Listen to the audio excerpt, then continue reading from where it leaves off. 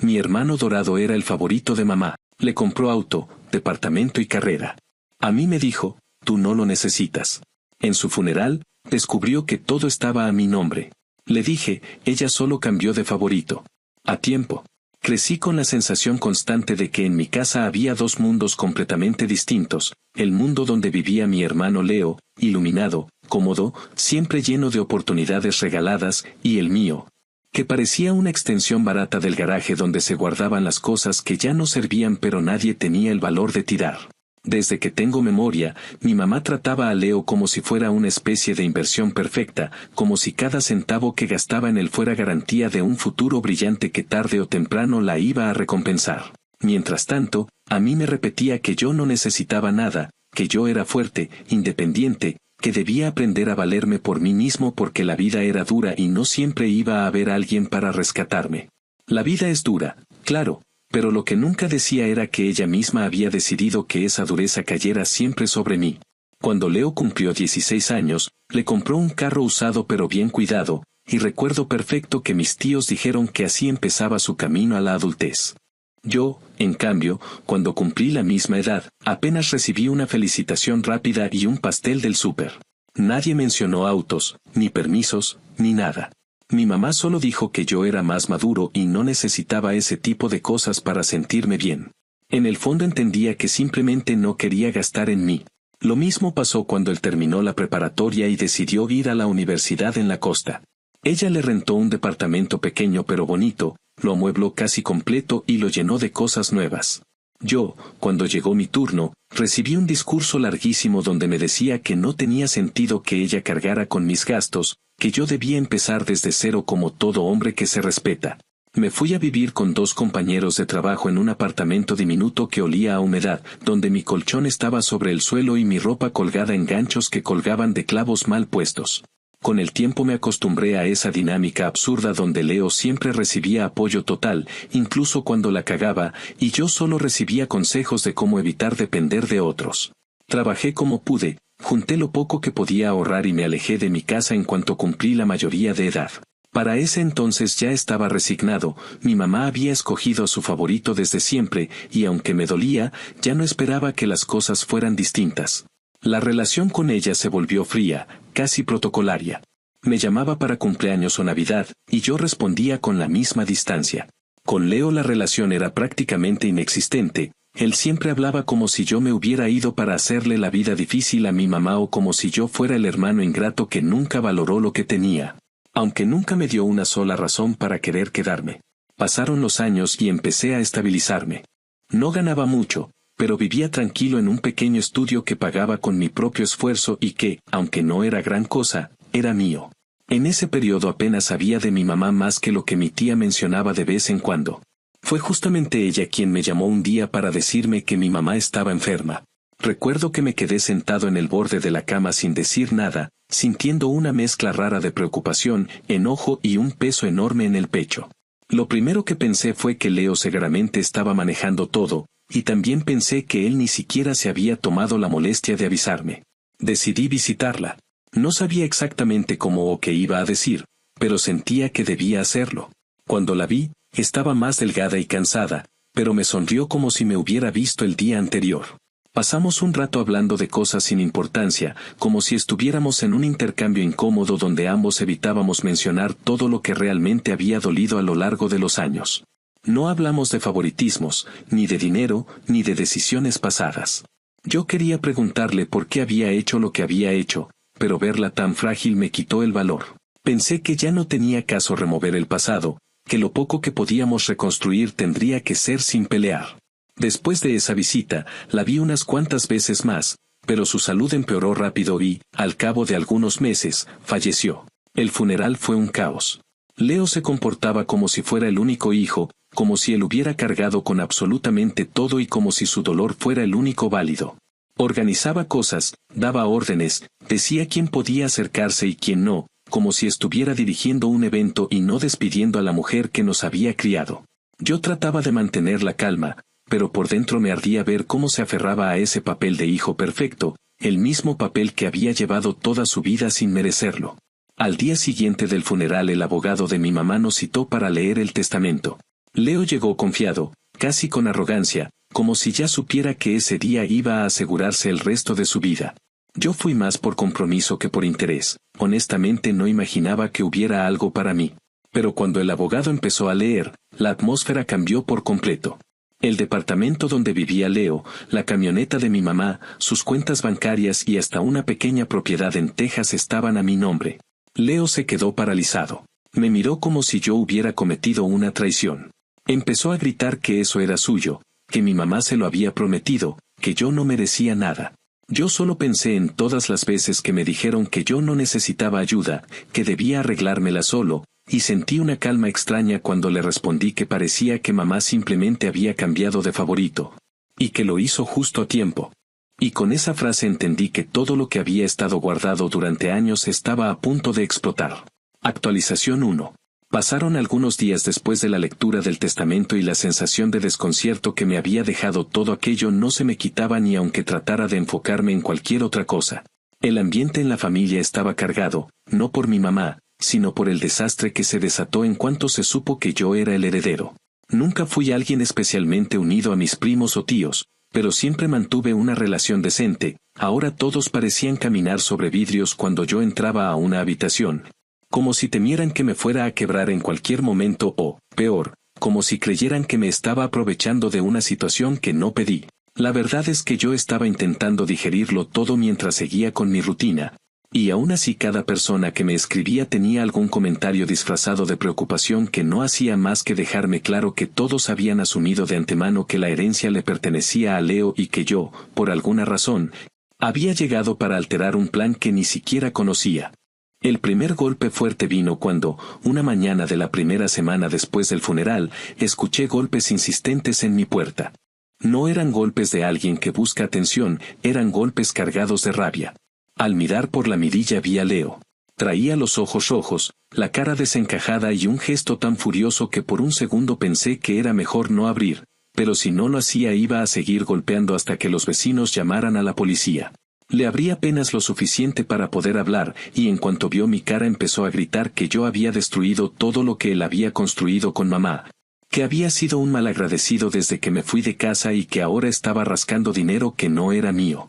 Me insultó de tantas maneras que ni siquiera pude seguirle el ritmo. Intenté mantener la calma y le pedí que se fuera, pero cada palabra mía lo encendía más. Cuando empezó a golpear la puerta como si quisiera tirarla, ya del lado de afuera, no tuve más remedio que llamar a la policía.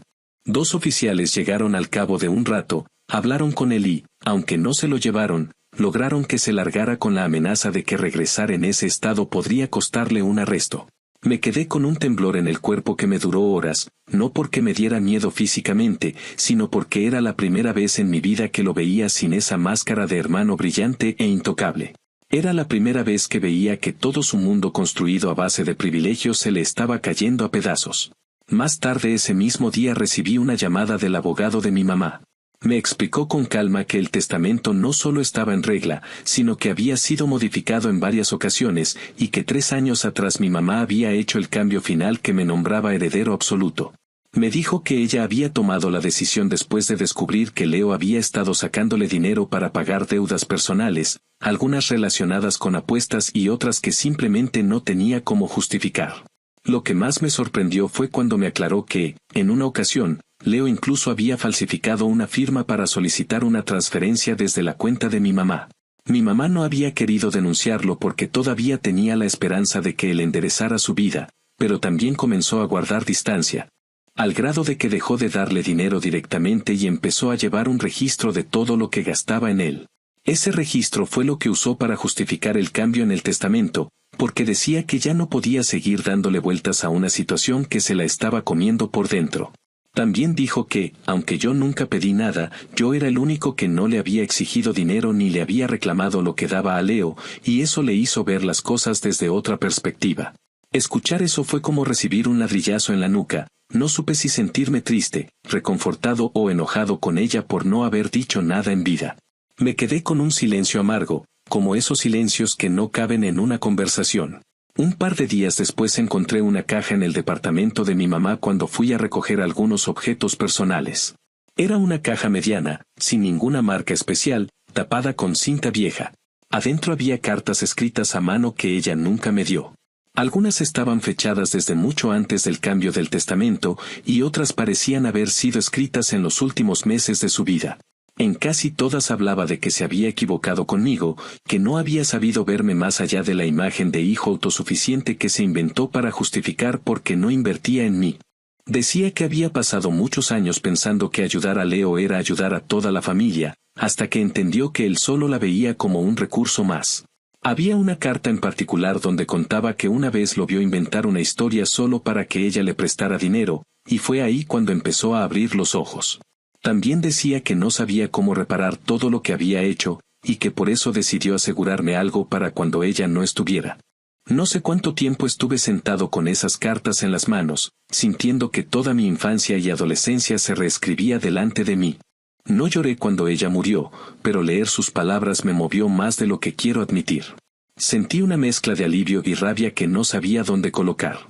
Para ese momento parte de mi familia ya se estaba metiendo en el conflicto, aunque lo hacían de manera cobarde, mandando mensajes pasivo-agresivos donde decían que todo esto era triste porque los hermanos no deberían pelear, o donde insinuaban que quizá yo podía llegar a un acuerdo con Leo para que él no perdiera todo. Nunca me preguntaron qué pensaba yo ni qué sentía. Solo asumían que yo debía ceder porque ese era el papel que había tenido toda mi vida. Y aunque jamás he sido alguien que busque venganza, tampoco estaba dispuesto a cargar con el problema que otro creó por su propia ambición. Actualización 2. Había pasado más de una semana desde el incidente en mi puerta y, aunque ya no esperaba que Leo apareciera de nuevo en medio de la madrugada golpeando como loco, caminaba con la sensación incómoda de que en cualquier momento iba a recibir una llamada o un mensaje que volviera a encender todo el fuego que apenas estaba logrando contener.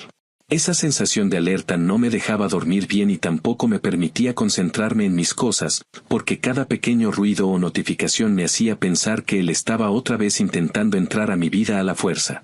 El ambiente alrededor parecía una cuerda estirada a punto de reventar, y aunque intentaba seguir mi rutina, cada día se sentía como un recordatorio de que no había forma de cerrar este capítulo sin que antes se limpiaran muchas cosas que mi mamá había dejado en silencio. El salto de tiempo se volvió inevitable porque, una mañana de finales de la semana siguiente, recibí una llamada del abogado. Me dijo que era importante que revisara unos documentos adicionales que habían aparecido en una carpeta que mi mamá guardaba en un cajón cerrado con llave y que él no había visto antes porque ese cajón estaba en la habitación donde Leo dormía cuando se quedaba con ella. Según él, alguien de la compañía que estaba vaciando la casa encontró el cajón al desarmar una cómoda vieja y le entregó la llave. Fui a su oficina esperando que fuera alguna tontería administrativa o algún documento de impuestos, pero al abrir la carpeta me encontré con algo completamente distinto, una serie de estados de cuenta, recibos, notas manuscritas de mi mamá y cartas impresas que ella había firmado ante notario. Todo estaba organizado y fechado de manera tan meticulosa que podía seguirse la versión cruda de la historia que nunca se había contado en mi casa. Ahí estaba la prueba clara de que Leo había hundido a mi mamá en un desgaste emocional y económico enorme. En los documentos se veía cómo él había estado retirando cantidades constantes, pidiendo préstamos a su nombre, haciéndole creer que estaba pagando la universidad cuando en realidad la dejó meses antes y utilizaba el dinero para otras cosas. Había extractos detallando compras en casinos y pagos atrasados de tarjetas que mi mamá cubría mientras él afirmaba que todo estaba bajo control. También había una nota escrita por mi mamá donde relataba que una vez lo confrontó y él respondió con un berrinche tan grande que ella terminó disculpándose solo para que dejara de gritarle. Me detuve un largo rato en esa parte porque era exactamente la misma conducta que vi en mi puerta unos días antes, solo que ahora entendía que no era algo nuevo. Era su modo de operar desde años atrás. Otra parte del archivo incluía una carta que mi mamá le había escrito al abogado, explicando las razones por las que modificó el testamento de manera tan drástica. Decía que, aunque lo amaba, había comprendido que Leo no iba a cambiar y que seguir dándole dinero solo lo hundiría más. También decía que, aunque yo me había ido de casa, nunca la había insultado ni la había manipulado para obtener algo. Reconocía que me había dejado solo durante mi juventud, y decía que lo mínimo que podía hacer era compensarme de alguna manera, aunque fuera tarde. Me quedé leyendo esa carta varias veces hasta que se me nubló la vista. No lloré, pero sentí una presión en el pecho que me acompañó el resto del día. Las semanas siguientes fueron una mezcla constante de enojo y revelaciones. Mi tía, La misma que me avisó que mi mamá estaba enferma, me llamó un día para decirme que Leo estaba diciéndole a toda la familia que yo había manipulado a mi mamá en sus últimos días para que me dejara todo. Según él, yo me había aprovechado de su enfermedad y de su confusión para convencerla de cambiar el testamento. Cuando mi tía me repitió esas palabras, sentí un enojo tan profundo que me quedé sin saber qué contestar por un momento. Me dijo que ella no creía eso, pero que debía saber lo que él estaba diciendo porque algunos primos ya empezaban a preguntar si era cierto. Me quedé pensando en la increíble capacidad de Leo para darle la vuelta a las situaciones. Él sabía perfectamente que yo vivía en otra ciudad, que apenas veía a mi mamá y que jamás en mi vida había tenido una conversación con ella sobre herencias ni dinero. Sin embargo, ahora estaba usando el dolor de la familia para tratar de pintarme como un villano que no existía. Si no lo conociera desde niño, tal vez hasta yo habría dudado. Un día, mientras estaba en mi trabajo, recibí un correo de una dirección desconocida. Al abrirlo, vi que era un mensaje largo de Leo. No pude evitar sentir un temblor nervioso cuando vi su nombre en la firma, pero lo leí igual. El mensaje estaba lleno de reclamos, acusaciones y amenazas veladas. Decía que tenía pruebas de que yo había intervenido ilegalmente en el testamento, que iba a demandarme y que iba a asegurarse de que no me quedara con nada. Mencionaba abogados, tribunales, fechas inventadas y cualquier cosa que pudiera sonar intimidante para alguien que no supiera de leyes. Pero la parte que más me impactó fue cuando escribió que él había sido quien realmente cuidó a mamá los últimos años, por lo que todo lo mío era moralmente suyo. Me sorprendió la facilidad con la que podía mentir incluso por escrito, como si se creyera su propia versión de la historia. Le respondí con un mensaje corto y factual, diciéndole que cualquier cosa legal debía manejarla con el abogado, que yo no iba a seguir en una conversación que solo buscaba provocarme. No sé si esperaba que contestara, pero lo hizo casi de inmediato, insultándome de nuevo y diciéndome que él no tenía nada que perder. A partir de ese punto dejé de leer sus correos. Preferí dejar todo en manos del abogado porque sabía que cada palabra que Leo dijera solo iba a desgastarme más. Durante ese mes me encontré pensando mucho en cómo se habían dado las cosas desde que éramos niños. Me di cuenta de que siempre nos habían puesto en lugares tan distintos que nunca tuvimos una verdadera relación de hermanos. Él estaba acostumbrado a que su vida fuera fácil, a que cualquier error suyo tuviera una red lista para atraparlo, mientras que la mía estaba basada en esfuerzo, trabajo y silencio. Cuando la historia cambió, cuando esa red desapareció, él no sabía qué hacer más allá de culparme. Y lo más triste es que ni siquiera entendía que esta situación no era algo que yo hubiera buscado, era simplemente el resultado de sus propias decisiones. Un par de días después recibí otro mensaje del abogado. Leo había consultado a un bufete para ver si podía impugnar el testamento, pero la respuesta fue que no tenía caso. No había coacción, no había irregularidades, y mi mamá había dejado todo perfectamente firmado.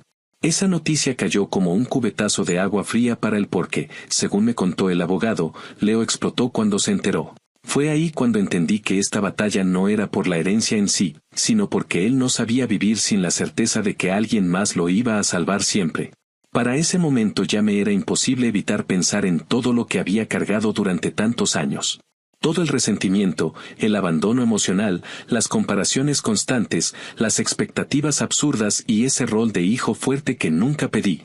Era como si cada verdad que iba saliendo de esa carpeta estuviera poniendo luz en rincones oscuros que siempre había evitado mirar. Y una parte de mí empezó a darse cuenta de algo que no quería aceptar. La venganza no iba a venir de lo que yo hiciera, sino de lo que Leo ya había estado haciéndose a sí mismo desde hace mucho tiempo. Actualización 3. Había pasado más de un mes desde la lectura del testamento y, aunque la intensidad de las primeras semanas había bajado un poco, sentía como si viviera en un limbo raro donde cada día parecía una transición hacia el siguiente conflicto inevitable. Intentaba concentrarme en el trabajo, en mi rutina y en ordenar los asuntos legales que seguían pendientes, pero la verdad es que mi vida entera se había vuelto una sucesión de llamadas con el abogado. Mensajes que prefería no leer y silencios incómodos cuando algún familiar me escribía con la intención de mediar, aunque todos sabíamos que lo que querían era que yo cediera algo para que la paz regresara al árbol genealógico.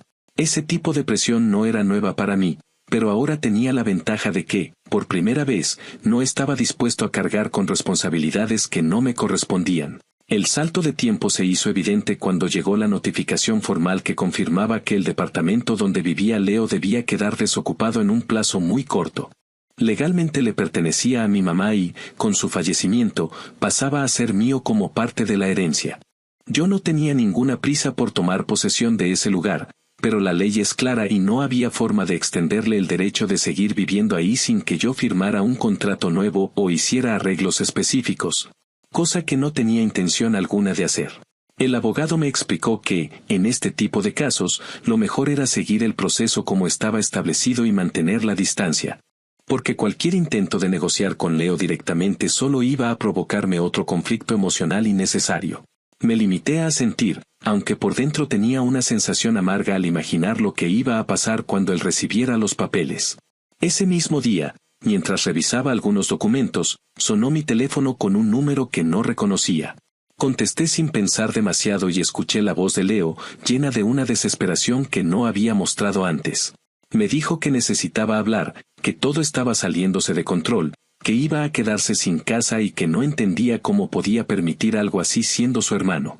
Yo sabía que esa preocupación no era realmente sobre quedarse sin hogar, sino sobre perder el símbolo más grande de la comodidad que mi mamá le había dado toda su vida.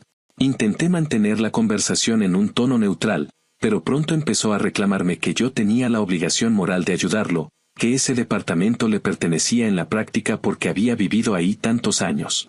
Me dijo que, al final, mamá siempre quiso que él estuviera bien y que yo estaba traicionándola al seguir este proceso. Le respondí con calma que las decisiones no las había tomado yo, que todo estaba por escrito y que no podía hacerme responsable de las consecuencias de sus elecciones pasadas. Esa respuesta lo desató. Empezó a levantar la voz, a usar insultos, a atacarme de formas que ya había escuchado antes, pero que ahora tenían un filo distinto porque venían mezcladas con una desesperación auténtica que no podía ocultar.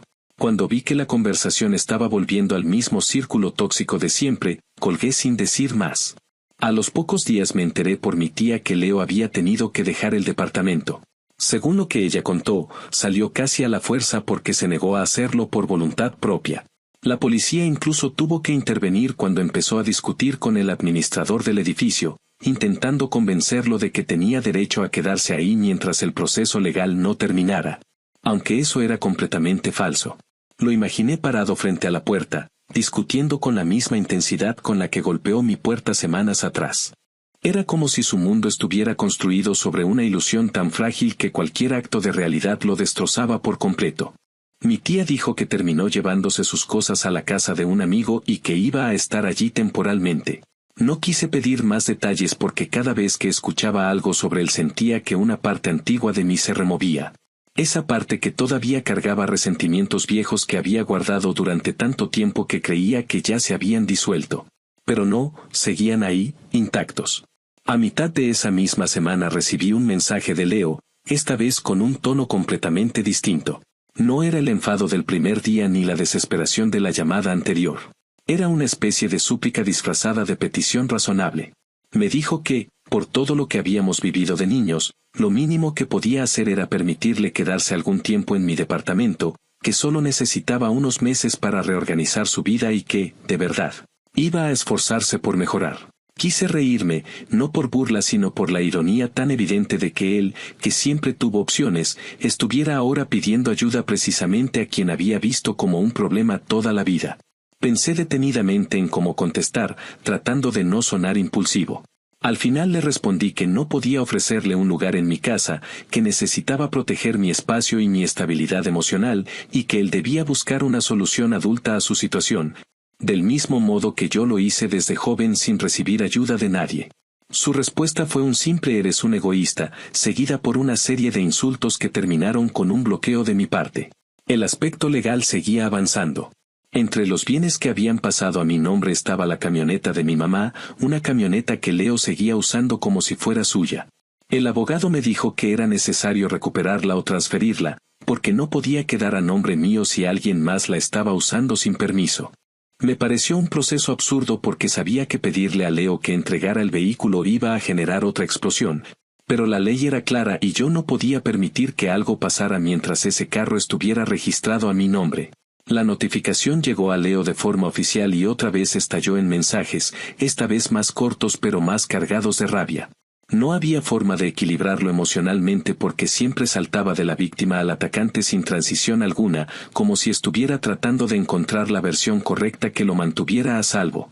Terminé decidiendo que no quería quedarme con la camioneta, no por carga emocional, sino porque simplemente no la necesitaba. Pero antes de poder transferirla tuve que recibirla, firmar documentos, pagar un par de trámites y asegurarme de que no hubiera multas pendientes. Cuando por fin la tuve estacionada fuera de mi casa, sentí que estaba recogiendo los restos de una vida que no era la mía. Ese vehículo representaba tantos años de mi mamá volcándose por completo hacia un hijo que nunca lo valoró, que por un momento sentí un nudo en la garganta al manejarlo por primera vez. No lo usé casi nada. Mi plan era venderlo y utilizar el dinero para cubrir las deudas médicas que aún quedaban por cerrar, porque sentía que ese gesto cerraba un ciclo emocional que necesitaba concluir. Cuando por fin lo hice, cuando pagué esas cuentas atrasadas, sentí una especie de alivio extraño. No era alegría, ni satisfacción vengativa. Era una descarga silenciosa. Era la sensación de estar limpiando una herida vieja, aun cuando dolía hacerlo. Supe entonces que la llamada venganza que Leo estaba viviendo no venía de mis actos, sino de enfrentarse por primera vez en su vida a un mundo donde nada se sostenía por sí solo. Actualización 4. El paso del tiempo no trajo calma. Trajo, más bien, una especie de claridad cruda que empezó a asentarse de a poco, como si de repente pudiera ver con más nitidez todas las grietas que habían estado ahí desde nuestra infancia y que yo, por cansancio o costumbre, había aprendido a ignorar. Habían transcurrido varias semanas desde que Leo dejó el departamento y desde que la camioneta quedó oficialmente fuera de su control, y aunque la mayoría de los asuntos legales ya estaban encaminados o resueltos, seguía sintiendo que había una sombra colgando encima de mí, algo que se movía entre la culpa que no me correspondía y la certeza de que lo que estaba ocurriendo era simplemente la consecuencia inevitable de sus propias decisiones. La relación con él nunca había sido equilibrada, pero ahora estaba completamente rota, y cada día que pasaba sin recibir noticias suyas era como una respiración contenida que se iba alargando sin un desenlace claro. El salto de tiempo se hizo evidente cuando recibí, a través de mi tía, la noticia de que Leo estaba viviendo en el sótano de un amigo. No era una sorpresa, pero escucharlo de alguien más le dio una dimensión distinta a lo que yo ya suponía. Mi tía me contó que él había estado moviéndose entre distintos lugares, tratando de convencer a conocidos de que lo recibieran, y que casi todos habían terminado rechazándolo cuando se daban cuenta de lo inestable que estaba. Me dijo que había llegado a la casa de ese amigo casi por descarte, porque a esas alturas nadie más quería lidiar con su actitud explosiva y su tendencia a culpar a todos menos a sí mismo. Yo escuché todo en silencio, y aunque una parte de mí sintió una punzada de tristeza, otra parte no pudo evitar pensar que era la primera vez que Leo estaba experimentando algo parecido a lo que yo viví cuando me fui de casa siendo muy joven. Excepto que yo no tenía un historial de abusar económicamente de nadie. Días después recibí un mensaje inesperado. No era un correo lleno de insultos ni una amenaza legal, tampoco una súplica pidiéndome alojamiento. Era un mensaje largo donde Leo, de manera sorprendentemente calmada, decía que quería hablar. Me dijo que necesitaba aclarar cosas, que estaba dispuesto a reconocer errores y que, si yo aceptaba, quería que nos viéramos en persona. Lo leí varias veces porque no parecía encajar con el tono de todo lo que había pasado hasta ese momento. No supe si era un intento genuino o una estrategia más, pero había algo en la forma en que lo escribió que me hizo pensar que, al menos, estaba tratando de sonar humano. Aún así, la idea de verme con él me provocaba un revoltijo extraño que mezclaba enojo, desgaste emocional y el recuerdo de todas las veces que intenté arreglar las cosas en el pasado solo para terminar cargando con más peso del que me correspondía. Tardé casi un día entero en decidirme, pero al final le contesté que podíamos hablar por teléfono primero. Cuando por fin hablamos, su voz no sonaba como la de antes. No tenía ese tono arrogante que lo caracterizó toda la vida ni la energía explosiva que había mostrado en las últimas semanas. Era más bien la voz de alguien agotado, alguien que había perdido control de su narrativa y que estaba tratando de entender qué hacer ahora que ya no tenía a quien culpar. Empezó diciendo que sabía que había cometido errores, que las cosas se le habían ido de las manos y que no quería que esto nos separara para siempre. Me dijo que mamá siempre deseó que estuviéramos unidos y que él estaba tratando de honrar ese deseo, por más que las cosas hubieran salido tan mal. Escucharlo hablar así fue desconcertante porque me llevó de vuelta a momentos específicos de nuestra adolescencia, cuando él tenía arranques de vulnerabilidad muy breves que siempre terminaban diluyéndose tan rápido como aparecían. Generalmente porque mamá corría a resolverle el problema antes de que él tuviera que enfrentar las consecuencias. Mientras me hablaba, no pude evitar pensar que esa voz suave no era necesariamente un acto de cambio real, sino más bien un reflejo de su situación actual. Cuando alguien crece con una red de seguridad constante, es fácil mostrarse arrepentido cuando por fin se enfrenta a una caída real. La diferencia es que ahora ya no tenía dinero, no tenía departamento, no tenía carro y tampoco tenía a mamá para limpiar su desastre. A medida que avanzaba la conversación, empezó a insinuar que necesitaba un lugar para quedarse, aunque no lo dijo directamente. Lo mencionó como si fuera parte de un razonamiento lógico, como si fuera obvio que yo, siendo su hermano y teniendo más estabilidad, debía ofrecerle algo. Dijo que solo necesitaba unos meses, que no quería invadir mi espacio y que se comprometería a ayudar en lo que pudiera. Cuando escuché esa parte entendí que la supuesta disculpa no era completa, que había un interés de fondo que no podía ignorar. Le respondí con calma que necesitaba tiempo para pensar, pero la verdad es que ya sabía lo que iba a decirle. Me tomó un par de días reunir la claridad para escribirle una respuesta definitiva, porque no quería decir algo impulsivo ni dejarme llevar por la mezcla de emociones que él despertaba constantemente. Cuando le escribí, fui directo, le dije que apreciaba que hubiera querido hablar, pero que no estaba en condiciones de ofrecerle un lugar para vivir. Que mi casa era mi único espacio seguro y que no podía comprometerlo, especialmente después de todo lo que había ocurrido. También le dije que esperaba que pudiera encontrar una manera de reconstruir su vida sin depender de mí, y que aunque no le deseaba mal, tampoco podía cargar con él. Sabía que esa respuesta iba a herirlo, pero también sabía que era la más honesta y la única que podía dar sin perder mi estabilidad mental. Su respuesta no tardó en llegar. No fue un estallido inmediato de insultos, pero tampoco fue una aceptación tranquila. Fue un mensaje donde decía que yo siempre había sido frío, que nunca había entendido lo que significaba ser una familia y que estaba abandonándolo en el peor momento de su vida. Dijo que mamá estaría decepcionada y que yo estaba usando la muerte de ella para justificar mi egoísmo. Aunque me dolió leerlo, no porque creyera lo que decía, sino porque era evidente que su visión del mundo seguía sin cambiar del todo, decidí no responderle. No había nada más que decir. En medio de todo eso, mi tía volvió a llamarme, esta vez para contarme algo que me dejó pensando durante días. Me dijo que, antes de que mi mamá muriera, había intentado hablar con Leo sobre su conducta y sobre la posibilidad de que buscara ayuda profesional porque estaba en un punto donde ya ni ella podía apoyarlo más. Según mi tía, Leo reaccionó tan mal que dejó de visitarla durante un tiempo, y solo volvió cuando necesitaba dinero. Aún así, mi mamá siguió tratando de acercarse a él, incluso cuando él la trataba con una indiferencia hiriente. Saber eso fue como recibir una puñalada en un lugar donde ya no creía que podía dolerme nada.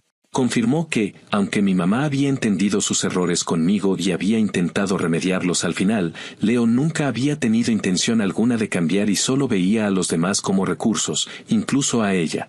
Lo que terminó de romper algo en mí fue escuchar a mi tía decir que mi mamá, poco antes de morir, había dicho que había aceptado que nunca iba a poder salvar a Leo y que su único consuelo era saber que, al menos, yo había aprendido a sobrevivir sin depender de nadie.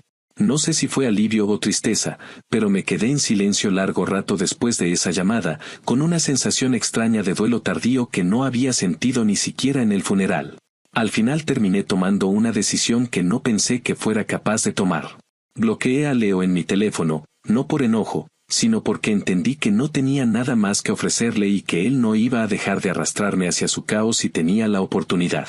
Era una decisión que me habría costado muchísimo en otro momento de mi vida, pero ahora la veía como un acto de protección, casi como un homenaje involuntario a mi propia capacidad de sobrevivir. Y aunque no sabía qué iba a pasar después ni cómo iba a reaccionar él ante mi silencio definitivo, estaba preparado para asumir las consecuencias. Por primera vez, no estaba retrocediendo ni justificando nada. Estaba simplemente dejando que cada quien cargara con su parte, incluso si esa parte era lo que más había evitado toda su vida. Actualización final. Había pasado cerca de un año desde que bloqueé a Leo y, aunque al principio pensé que ese silencio iba a sentirse como un vacío incómodo en mi vida, la verdad es que se convirtió en una especie de terreno fértil donde, por primera vez, pude crecer sin el peso constante de sus reacciones o expectativas encima. No fue un año sencillo, ni tampoco uno marcado por grandes cambios externos, pero internamente fue una temporada donde casi todo lo que había guardado por décadas empezó a desdoblarse. Como si en mi mente hubiera un cajón lleno de cosas que mi cuerpo había evitado revisar. Ese salto de tiempo me permitió entender que ninguna de las decisiones que tomé alrededor de la herencia había sido realmente sobre dinero, propiedades o justicia familiar, sino sobre tomar distancia emocional de una vida que había cargado sobre los hombros sin cuestionarla desde que era niño. Pasaron los primeros meses y noté que dormía mejor, que ya no despertaba con el sobresalto de pensar que Leo había vuelto a contactarme o que algún familiar iba a insistir con el famoso deberías intentar arreglar las cosas. También entendí que, aunque ya no tenía relación con gran parte de mi familia, esa distancia no me hacía daño. Más bien me permitía respirar sin que nadie intentara ajustar mi vida en base a ideales que nunca habían considerado mis necesidades reales. Durante ese tiempo me enfoqué en ordenar lo que aún estaba pendiente de la herencia, cerré cuentas, completé declaraciones legales y finalmente terminé con todo lo relacionado a los últimos gastos médicos de mi mamá, lo cual había sido mi compromiso personal desde que recibí parte de sus bienes. No lo hice para limpiar su memoria ni para sentirme mejor con ella, sino porque sabía que cargar con esos pendientes solo iba a arrastrarme hacia un duelo que nunca se había dado de manera correcta. La propiedad que mi mamá tenía en Texas seguía rondando en mi mente como un recordatorio extraño de todo lo que había cambiado en nuestra dinámica familiar. No era una propiedad particularmente valiosa ni algo que yo quisiera conservar a largo plazo. Pero cada vez que pensaba en venderla sentía que estaba cerrando la última puerta de una casa emocional que había habitado toda mi vida. Aún así, empecé a tomar pasos concretos hacia esa dirección porque sabía que, si no lo hacía, seguiría dejando espacios abiertos que podían convertirse en nuevas pérdidas de tiempo, energía o incluso intentos de reconexión no deseados por parte de alguien que no estaba dispuesto a asumir sus propios errores. En paralelo, decidí empezar terapia. No era algo que hubiera planeado especialmente, pero un día, al ver que la mayoría de mis decisiones recientes tenían una carga emocional inmensa, supe que necesitaba un lugar donde pudiera ordenar todo sin sentir que estaba traicionando a nadie. En las primeras sesiones apenas podía hilar frases porque, aunque sabía lo que había pasado, nunca lo había dicho en voz alta de una forma tan directa. Hablar con alguien ajeno a mi historia me permitió darme cuenta de que mi vida entera había sido moldeada por comparaciones invisibles, expectativas que nadie me preguntó si quería cumplir y un rol que me asignaron sin consultarme. Lo más difícil de aceptar no fue el favoritismo hacia Leo, sino reconocer que yo había crecido tratando de demostrar que podía sobrevivir incluso cuando nadie apostaba por mí. Y aunque eso me había hecho fuerte, también me había convertido en alguien que aceptaba cargas que no le correspondían por miedo a que lo consideraran una decepción. Con el paso de los meses empecé a sentir una claridad nueva. No era una iluminación dramática ni un momento épico de transformación, sino más bien la calma que llega cuando ya no estás luchando contra un río que no se detiene. Fue durante esa etapa cuando tomé otra decisión importante, vender el departamento que había sido de mi mamá y donde Leo vivió tantos años. Era una decisión que había evitado tomar de inmediato porque sentía que de alguna manera representaba la última conexión física con la vida familiar que compartimos. Pero cada vez que pensaba en ese lugar, lo veía como una extensión del conflicto más que como un recuerdo. Habían pasado demasiadas cosas ahí, algunas de las cuales ni siquiera sabía con precisión, pero todas cargadas con un peso emocional que no quería seguir arrastrando. El proceso de venta fue largo y tedioso, lleno de trámites que parecían no terminar nunca, pero cuando finalmente firmé los últimos documentos sentí que algo dentro de mí se liberaba. No fue un alivio explosivo, sino una tranquilidad silenciosa, como cuando un dolor persistente finalmente deja de molestar. A mediados de ese año recibí un correo inesperado. No era de Leo directamente, sino de una cuenta sin nombre que enseguida supe que era él. El mensaje tenía dos partes claramente diferenciadas. En la primera me insultaba con la rabia de siempre, diciendo que yo había destruido su vida, que lo había dejado sin nada y que él no merecía estar donde estaba. En la segunda, casi como si hubiera cambiado de personaje en mitad del mensaje, intentaba sonar arrepentido y decía que esperaba que algún día pudiéramos hablar para arreglar las cosas. No respondí. No porque sintiera desprecio, sino porque entendí que él no estaba buscando una reconciliación honesta, sino una oportunidad más para probar suerte con otro tipo de manipulación emocional. Eso ya era terreno viejo para mí. Lo dejé pasar sin darle más importancia que la necesaria para recordarme por qué había tomado distancia. Al finalizar ese año tomé la última decisión importante que me faltaba, mudarme. No necesitaba un lugar lujoso ni grande, solo un espacio donde pudiera empezar de verdad, lejos de los recuerdos que se habían acumulado incluso en mi propio apartamento. Encontré un lugar más pequeño, más tranquilo y más adecuado a la vida que estaba construyendo. Mudarse parecía un acto simple, pero para mí representaba dejar atrás no solo un lugar físico, sino también una versión de mí mismo. Mientras guardaba mis cosas, reconocí cuántos objetos había conservado sin razón más que costumbre. Terminé tirando o donando todo lo que no tenía un propósito real, incluso cosas que yo había pensado que eran importantes. Descubrí que, de alguna manera, yo también estaba ordenando mi historia al ordenar mi casa. Cuando finalmente me instalé en el nuevo lugar, por primera vez sentí que tenía control real sobre mi vida. No era perfecto, ni extraordinario, ni espectacular, pero era mío. Y esa simple constatación tenía un poder que nunca había experimentado cuando era joven. No necesitaba demostrar nada a nadie, no tenía que competir con nadie y no tenía que cargar con responsabilidades que no me correspondían. Era una libertad que no sabía que estaba buscando, pero que reconocí en cuanto la tuve. Leo no volvió a contactarme después de ese último mensaje, o si lo hizo, no lo supe porque ya no tenía forma de llegar a mí. Su silencio, esta vez, no era una amenaza ni un presagio, sino simplemente el resultado de un límite claro que yo había puesto por primera vez en mi vida. No sé qué fue de él, si consiguió estabilizarse o si siguió cayendo en el mismo patrón de siempre. Y aunque durante mucho tiempo pensé que esa incertidumbre me iba a pesar, descubrí que no. No necesito saberlo porque ya no cargo con su destino. No me corresponde salvarlo, ni vigilarlo, ni esperarlo. Era una carga que desde niño me habían dado sin preguntar, y al fin la había devuelto al lugar de donde venía.